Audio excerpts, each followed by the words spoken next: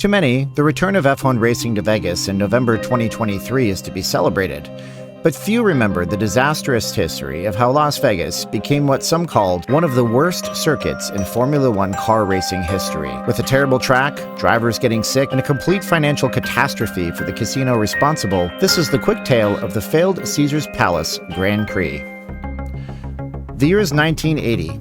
With the U.S. economy entering into a recession and casino owners worried about the potential impacts of their bottom lines, the owners of Caesars Palace had a remarkable idea. If you want to increase your bottom line, you can either bring in more tourists, or with a little moxie and a large amount of stealing ideas, you can bring in some of the biggest high rollers on the planet for one big special event. Now, Monaco has always been reserved for high rollers, and with its casinos, it's not all that much different from Vegas.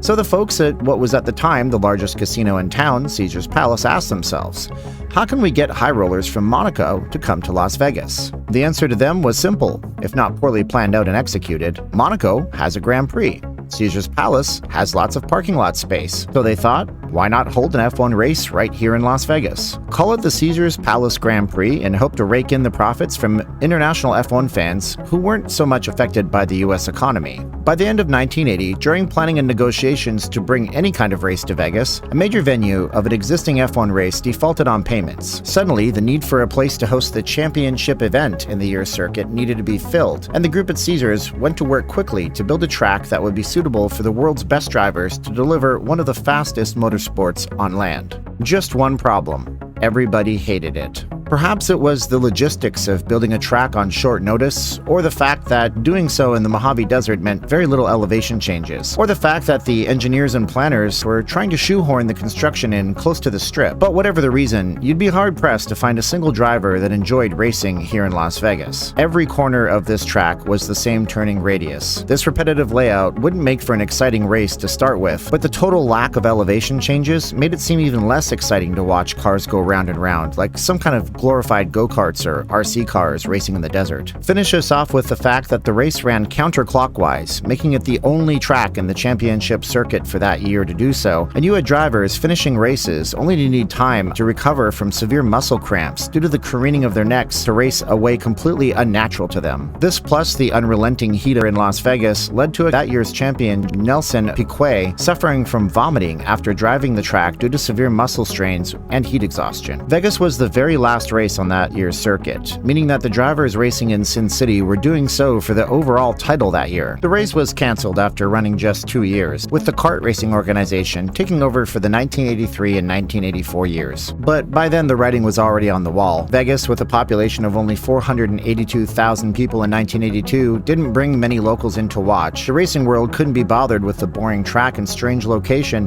and as of 1985, the only motorsports in Vegas of note has been the NASCAR Cup Series, held over 17 miles away in the middle of the desert at the Las Vegas Motor Speedway. With the F1 world coming back to Vegas in 2023, many adjustments have been made. A race held in November at night during the day, when temperatures are much more palatable for human survival, a newfound expertise of hosting world-class sporting events, and a much more logical track layout. So will F1 in Vegas rise like the mythological phoenix from the desert to thunderous success? For that, my friends, we will have to wait and see. Thank you for watching this video, and if you liked it and want to see more deep dives into Vegas history and topics told in a video essay format, be sure to subscribe to this channel. I'll even put up a couple of videos on the screen for you to check out right now. And until we meet the next time, as we always say, 3, 2, 1, and click!